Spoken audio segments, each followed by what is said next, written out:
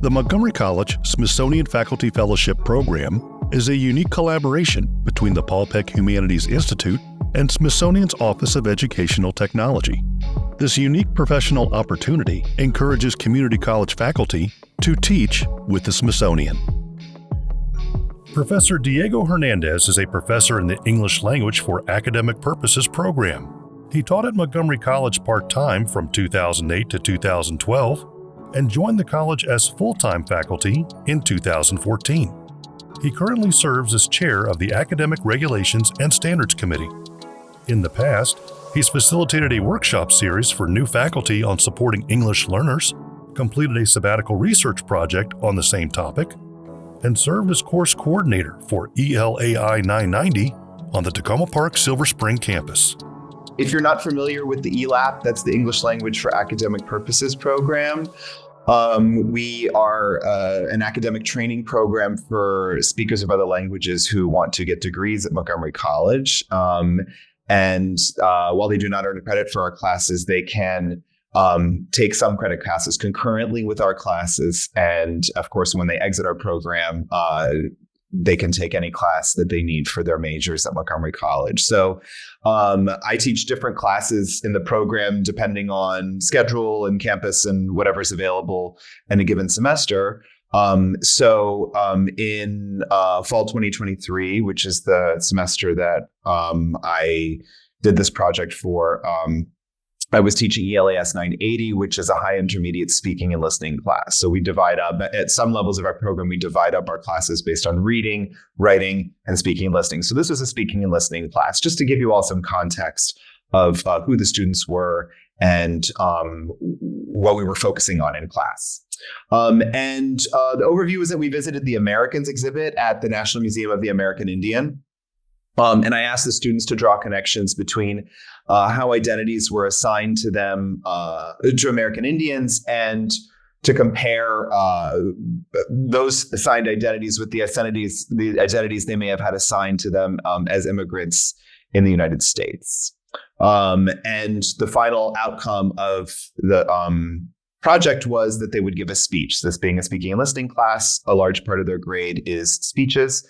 So I used this as an opportunity I used the museum as kind of the foundation, the museum visit as a foundation for this particular speech that they did in front of the class. How do I go? Great. So a few weeks before the visit, I gave them a preliminary introduction to the museum visit, and I answered some logistical questions about the visit.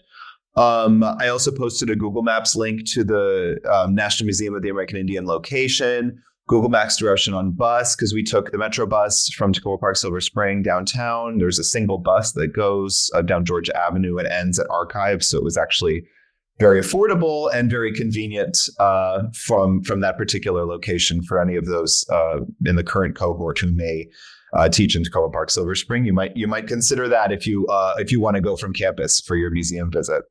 I also posted the museum website. I gave them a Microsoft Forms survey during class time. This is a face-to-face class to choose a visit date during the designated week. So I gave them a whole week, and I was like, it has to happen during this week because that's where we were talking about that kind of particular topic in the textbook, and I wanted to make sure things were connected and not disjointed. And the class met Monday, Wednesday, Friday. So I said, do you want to go on Monday? Do you want to go on Wednesday? Do you want to go on Friday? And they voted. And then I went with whatever the majority said. All right. So that's how I selected the day. And I did go during class time. I don't remember right now if I say that later in the presentation, but in case I forget to say it, we did go actually during the class time. Obviously, it took longer to get down there and come back than the actual class time, but we kind of straddled the class meeting time, which is Monday, Wednesday, Friday, kind of mid-morning. So it actually worked out pretty well since the museum opens at 10. So 2 weeks before the visit, right, I was reminding the students of the visit periodically. I was saying, okay, so don't forget we have this visit coming up. This is the date. We're going during class time, and then we'd go and do something else during class, and then the next day I'd be like, hey, just a reminder, just so that it was kind of in their consciousness and they wouldn't forget about it. And then I also set a deadline of 1 week before the visit. We ended up going on the Friday of that week. I set a deadline for the Friday before. So 7 days before, you need to decide definitively by this Friday, are you going to go to the museum together with us, where we meet on campus in Tacoma Park, take the bus down, do the visit, come back, right? Are you going to go to the museum alone another time, right? Because maybe students had work or school right before, right after class, something that wouldn't allow them to be that far away from campus at that particular time. I said, if you want to go alone, you get down there alone. You go on a Saturday or on a Tuesday or whenever you're free. Or for students who did not feel comfortable attending the museum visit with us or going alone, I offered them the opportunity to complete an alternate assignment. And I did not tell them what the alternate assignment was, but I told them that it was going to be, at the end of the day, a lot less work for them to just come to the museum with us. That the number of hours and energy that they would spend going to the museum, collecting information, and then coming back, that was going to be less time and less work than whatever the alternate assignment is. So I was trying to sell them on the idea that they should join us all together. All right, so that was 2 weeks before the visit. So the week before the visit, I gave the students a summer resource, which is the term that the fellowship uses for something to kind of lead into the topic of the assignment and the visit, but the exhibit itself in the museum. And I found a really good LA Times review of that exhibit. I think the exhibit opened, if I remember correctly, 2016, 2017, 2018, somewhere around there. So the LA Times had reviewed it. Even though the LA Times is not a local paper, they had visited the exhibit and written a long review. It's a very, very well-written review. I would say that the reading level of the writing of that particular review was actually higher than you typically find in American newspapers, which is great. But remember that I'm teaching English language for academic purposes, and our students are not always they might not have achieve the level of English proficiency that they might need to read something like that.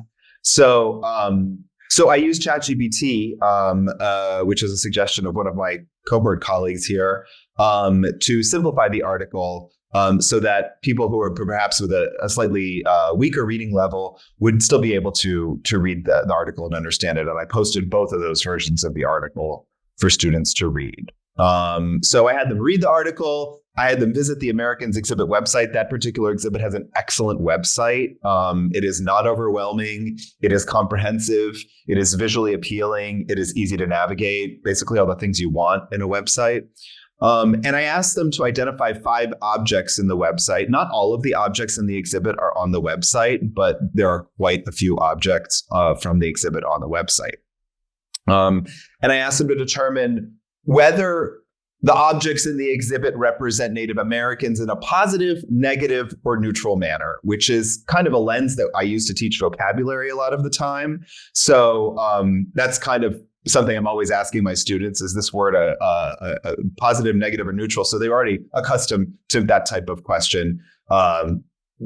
Obviously, now I was applying it to objects in a museum exhibit, not new vocabulary words, but that's where that comes from, in case that might seem a little unusual to some of you who teach in other disciplines.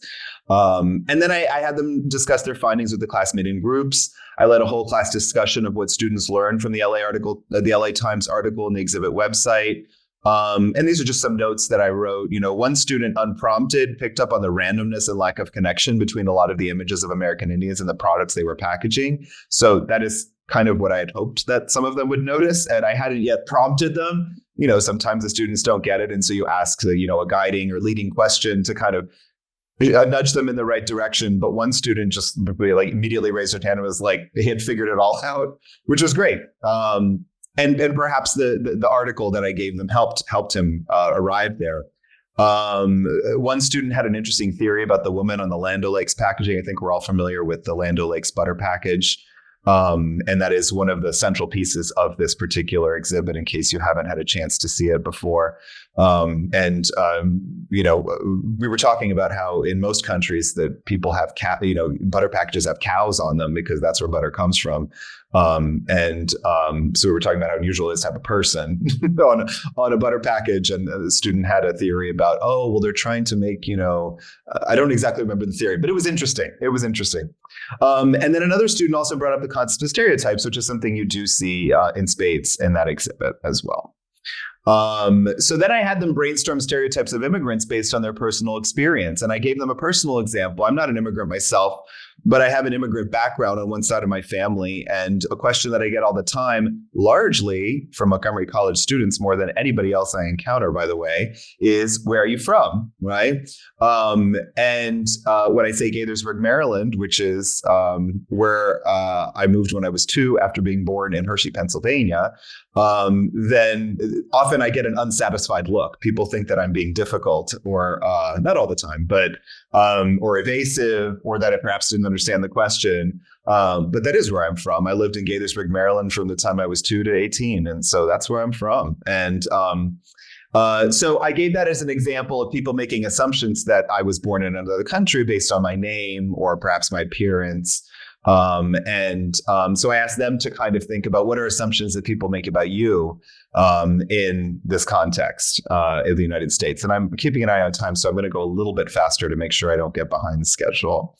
So then we went on the visit. There's Land O'Lakes butter, right? And I asked them to find 2 to 3 objects there in the exhibit that reflected some of these assumptions that people made about American Indians. All right. And then here's the assignment down here. They gave a 3 to 4 minute live speech, not at the museum, but after the museum visit, comparing their experience having, assumptions made about them as immigrants with the assumptions that people were making about American Indians. And then I asked them to, we love specific examples in our field. So in academia in general, we love specific examples. So I made sure that they cited some specific objects that they saw in the museum exhibit while they were speaking. I made sure that it was clear that was a requirement. Let me skip ahead to make sure I finish on time. So that's a picture of us at the museum, minus some people who went to the bathroom for what seemed like 10 minutes. And I thought they left and I couldn't find them. And then they came back after. But we took the picture while they were in the bathroom. So that's not the whole class. But I was very, very pleased that 100% of the class, I think there were 18 students in the class, if I remember correctly, everyone came to the museum in person together. And I was not expecting that to happen. I was expecting someone to miscalculate the time it would take them to get to school early that day, or someone to have a childcare emergency, or someone to forget, or someone's parents to say, no, you're not going downtown to DC on a bus with some teacher I've never met or something. None of that happens, right? Everyone came, and I was really, really pleased. Number one, because they all got to have that collective experience. But number two, because it meant that I didn't have to think of an alternate assignment to give the students who wouldn't be able to go. And it also meant that the next time we went to class, I could assume that everyone had seen the exhibit. So it made lesson planning either. It just made for a much more cohesive experience. That's not always going to happen, but it was really nice that it did happen. And then the presentations were great. Remember, I had to give them a speech. The only thing that I would change, I titled this slide Reflections, is that a few students, not very many, but a few of them they didn't understand what I was asking them to compare, because they're not American Indians. They're immigrants from other countries to the US. And I was asking them to compare their experience with, people making assumptions about them with the assumptions that the society has made about American Indians. But a lot of them, they couldn't make that leap. For whatever reason, it was not clear. So this semester, when I repeat the assignment, I will modify it and tweak it like we always do when we repeat assignments. And I'm not sure if maybe the word identities was confusing, or perhaps assumptions. I think I used identities more than assumptions when in my materials last time. So I'm thinking about assumptions, or perhaps another term that the visit's not going to happen until April. So I've got some time to fine tune those little bits. And thank you for your time and for your attention. That is my Smithsonian project.